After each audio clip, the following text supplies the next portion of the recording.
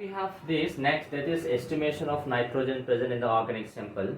Now for this estimation of nitrogen we have two different methods. First we'll discuss the first method. The first method is known as Gelder's method.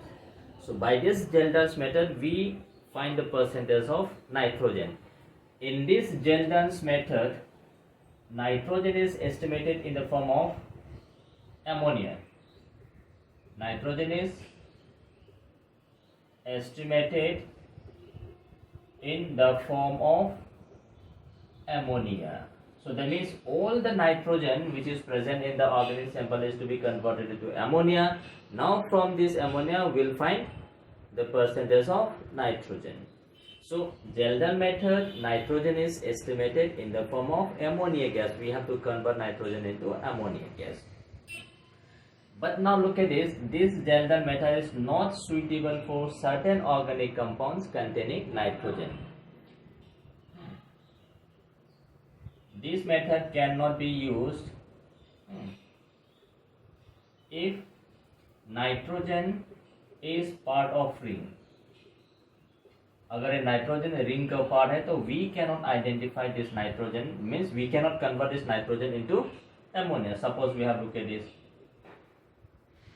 This is a nitrogen. Nitrogen is part of ring. This compound is known as pyridine. So we cannot estimate the nitrogen present in pyridine because this method is not suitable for conversion of this nitrogen which is a part of ring into ammonia. Then we are look at this. This is quinoline. Again, nitrogen is part of ring. We can have isoquinoline. So in all this, look at this, nitrogen is part of ring. So we cannot identify this. Means this method, by this method, we cannot estimate nitrogen if nitrogen is part of ring. Second, if nitrogen is in the form of nitro group NO2 or NN double bond, that is known as HO group. If nitrogen is in this form, then also we cannot identify this nitrogen.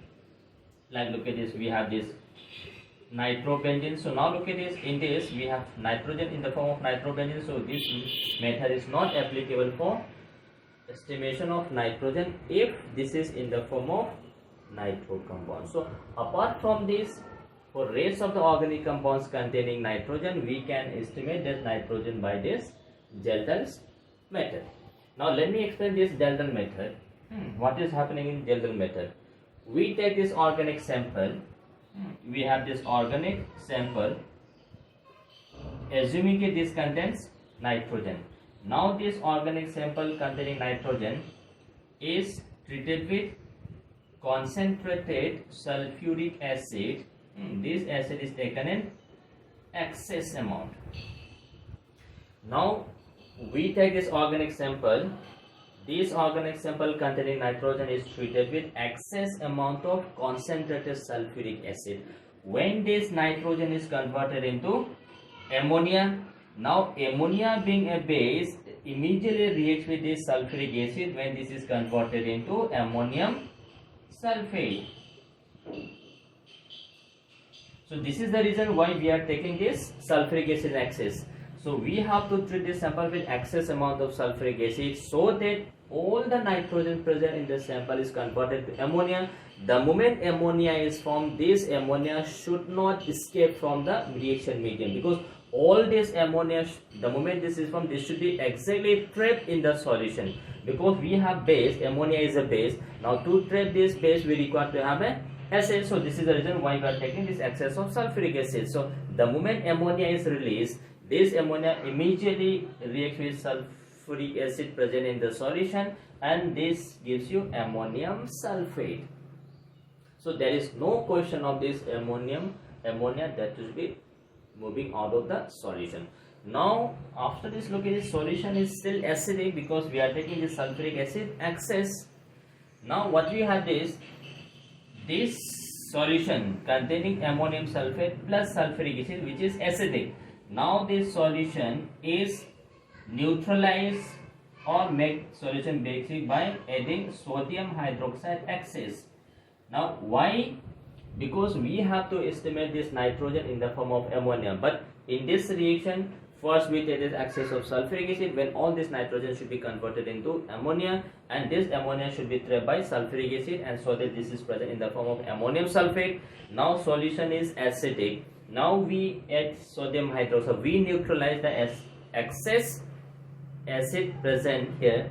After this again we add excess amount of sodium hydroxide, so that the ammonium ion which is present in the solution is converted into ammonia. Now we have to estimate this ammonia. Now the moment this ammonia is released after this addition of excess amount of sodium hydroxide, that ammonia gas release is again passed through a standard solution of sodium sulfuric acid, is made to react with sulfuric acid, and this is taken in excess, but this sulfuric acid should be standard. Standard means whose concentration and the volume is known to you.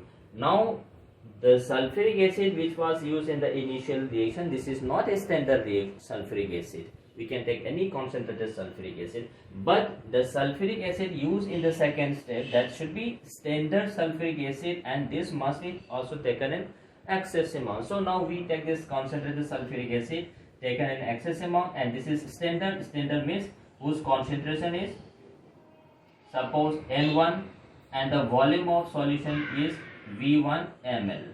That means this volume and the concentration of this sulfuric acid taken for reaction of this ammonia is known to you, and that is the concentration and the volume used for this. Now look at this, we have this base, this is acid. Now this combines to give you again ammonium sulfate, ammonium sulfate. After this ammonium sulfate, now since sulfuric acid is taken in excess amount, plus we have some unused sulfuric acid, that is unused. After reaction with ammonia, some excess sulfuric acid should be left. Now this excess unused sulfuric acid, this is titrated with a standard sodium hydroxide solution. Sodium hydroxide standard solution. Again means we are saying standard means we should have this concentration of sodium hydroxide taken is suppose N2, and the volume is suppose V2 ml. So this is the whole process. So first we heat the organic sample with sulfuric acid, so that nitrogen is converted into ammonia and is again trapped with sulfuric acid to form ammonium sulfate, plus some excess amount of sulfuric acid is left. So now we neutralize this excess sulfuric acid by sodium hydroxide taken in excess, plus after neutralization this ammonium again react with sodium hydroxide. From this again ammonia gas is released, and that released ammonia gas is passed through a container containing excess amount of standard sulfuric acid whose concentration and volume is known to you. So from this initial amount of sulfuric acid taken, some of this acid will be reacting with this ammonia to give you ammonium sulfate, plus some unreacted acid will be left. Now this unreacted sulfuric acid left is titrated with a standard solution of sodium hydroxide. When this sulfuric acid is completely neutralized by sodium hydroxide to give you sodium sulfate plus water. Now from the quantity of sodium hydroxide used, we identify the quantity of unused acid. So once we have the quantity of unused acid, we can identify how much of this acid is being used by ammonia, because this is the initial amount, this is the acid left. So initial minus acid left, this is equal to amount of acid consumed by ammonia. From the amount of acid consumed by ammonia, we define the number of moles of ammonia, and from this number of moles of ammonia we define number of moles of nitrogen. From this we define mass of nitrogen, and ultimately we will define the percentage of nitrogen. So this is the chemical reaction that is used for this estimation of nitrogen. So now let's have the calculation part. Calculation. Let the mass of sample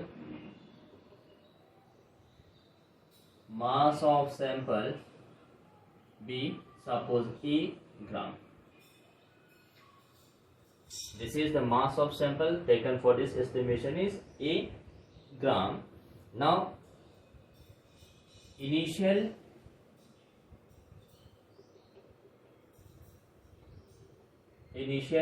sulfuric acid taken, concentration is N1 normal, volume is V1 ml. So initial sulfuric acid taken, that is concentration N1 and volume V ml. So therefore initial equivalence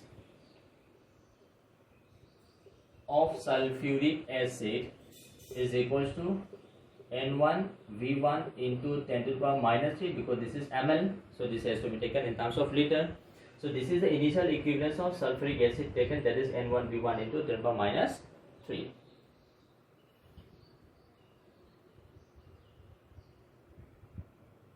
Then we have look at this sodium hydroxide. Equivalence of sodium hydroxide used for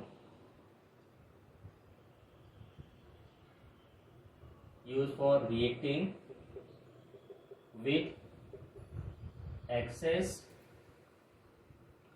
sulfuric acid left is equals to N2 V2 into 10 to the power minus 3, because concentration is N2, volume is V2 ml, so in equivalence of sodium hydroxide use is N2 V2 into 10 to the power minus 3 equivalence. Now look at this. This equivalence of sodium hydroxide used is equals to equivalence of sulfuric acid left unreacted. This is the equivalence of sulfuric acid left unreacted. So now look at this. From the equivalence of sodium hydroxide consumed, we find the equivalence of sulfuric acid left unreacted. So therefore, equivalence of sulfuric acid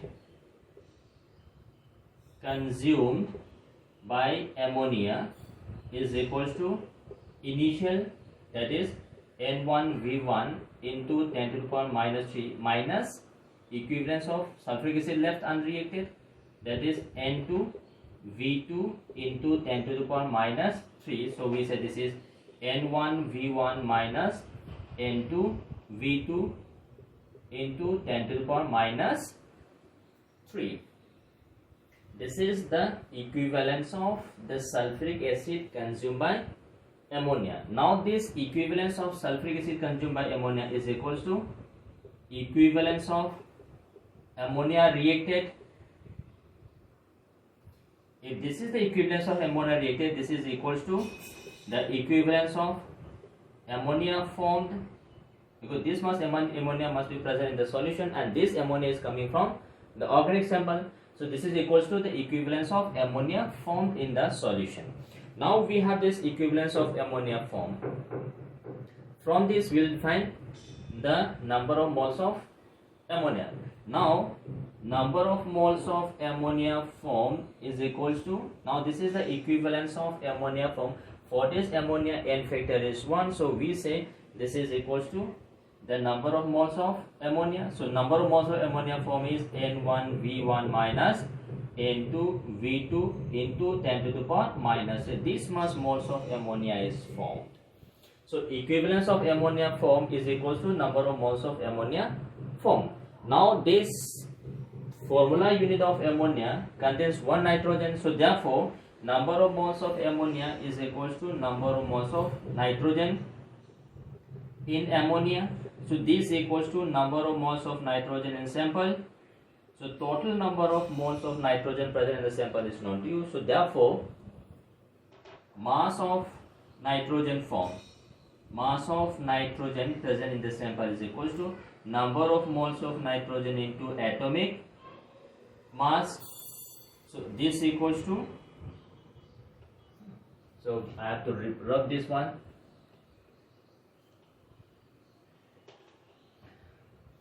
So therefore, mass of nitrogen present in the sample, that is number of moles of nitrogen, we have this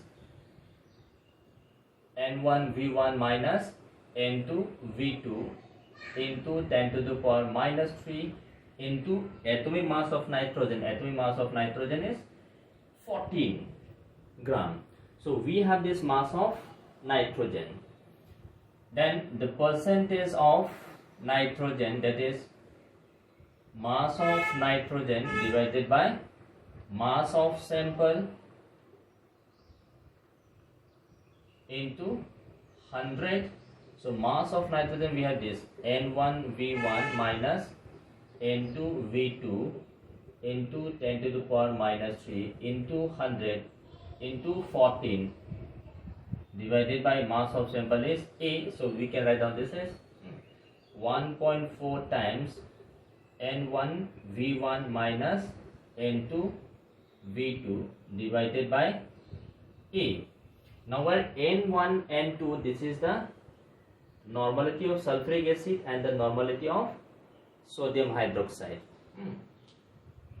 In terms of molarity, this can be written as 1.4 into NF1 M1 V1 minus NF2 M2 V2 divided by A, where this N is the normality, M is the molarity.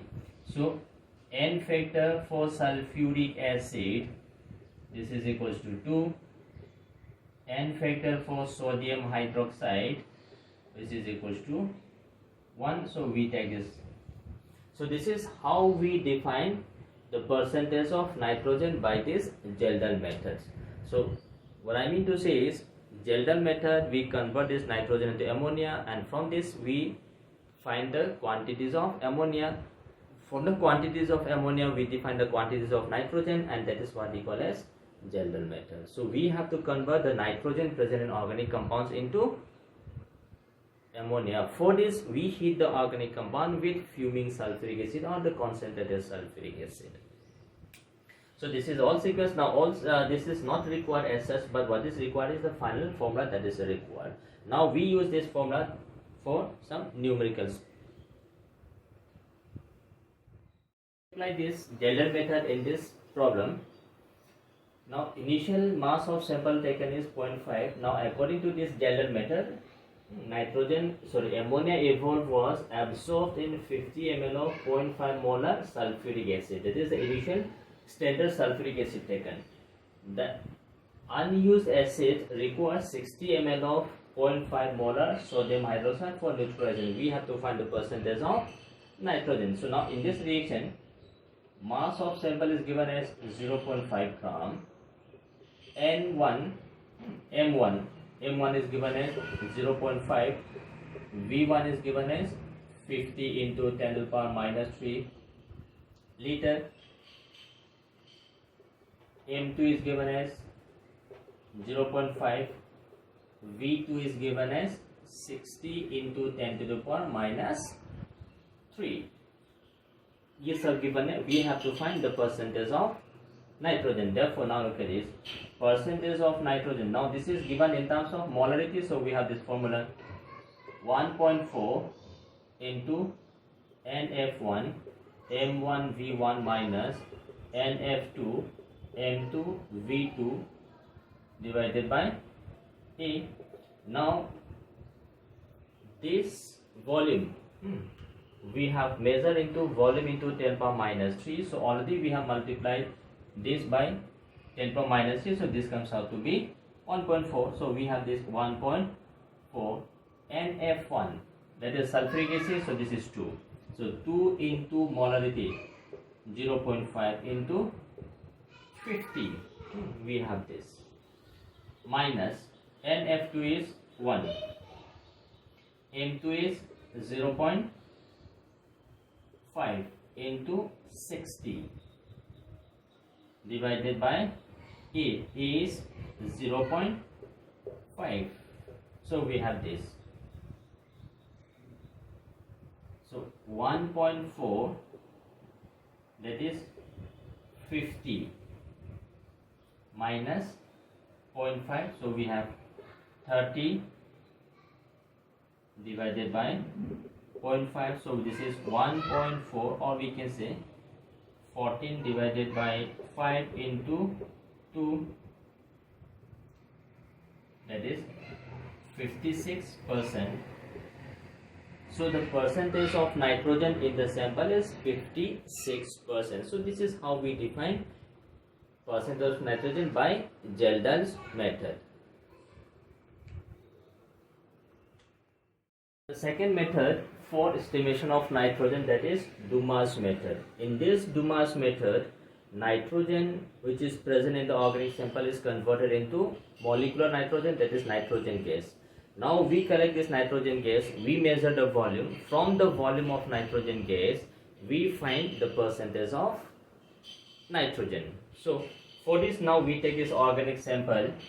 We have this organic sample containing nitrogen. Now this organic sample containing nitrogen is heated with cupric oxide. इसके साथ heat किए. On heating the organic sample containing nitrogen with cupric oxide, this nitrogen is of the organic compound is converted into nitrogen gas. We collect the nitrogen gas, we measure its volume, and this volume is converted into a standard volume, and from this standard volume we find the number of moles of this nitrogen, and from the number of moles of nitrogen we find the mass of nitrogen. So this is the process. So first we take this organic compound, heated with cupric oxide. When nitrogen present in the organic compound is converted into nitrogen gas, we collect this nitrogen gas, we measure its volume, converted into standard volume, STP volume, and from this percentage of nitrogen is obtained.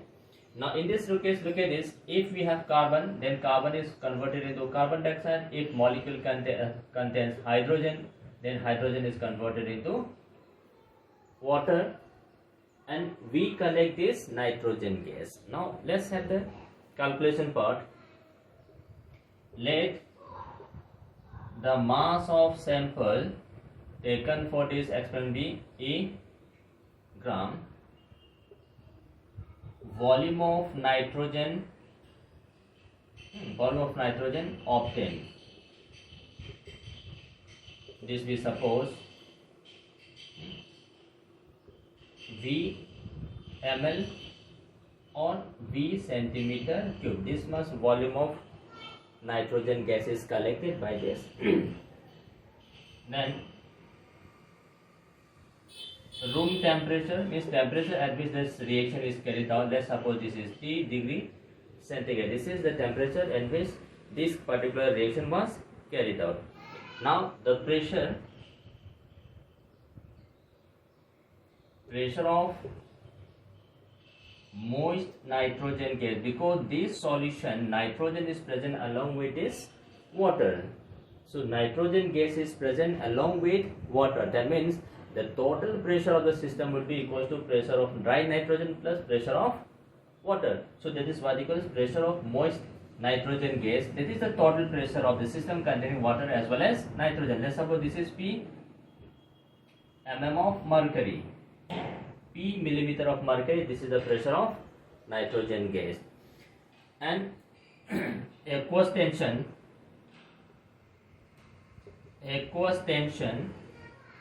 of water. Aqueous tension of water is nothing but the vapor pressure of water at this particular temperature. Let's suppose this is B mm mercury, means at the same temperature, at this temperature condition, what is the vapor pressure of water? That is B millimeter of mercury. So we have this. So therefore pressure of nitrogen dry nitrogen gas will be equals to total pressure minus pressure of water, P minus B millimeter of mercury. This is the pressure of dry nitrogen gas that is obtained at this temperature condition. We have this volume of nitrogen. Now we apply ideal case. from ideal gas equation, we have pressure volume is equals to number of moles R into T. Now we are applying this ideal gas to the nitrogen gas. So this equals to pressure of nitrogen gas so pressure of nitrogen gas into volume. Volume is given as V ml or V centimeter cube into 10 to the power minus 3 liter is equals to number of moles of nitrogen into R. R is 0.082 liter per Kelvin per mole. Temperature is 273 plus this T degree. This is to be converted into Kelvin. So now from this we define the number of moles of nitrogen, which is equals to pressure of nitrogen, that is P minus B into volume into 10 to the power minus 3 divided by this value, that is 0.082 into 273 plus T degree centigrade. This is the moles of nitrogen obtained in this condition. Now we have to identify the volume of nitrogen at STP. Now we define this number of moles of nitrogen, volume of nitrogen at STP divided by 22.4 liter.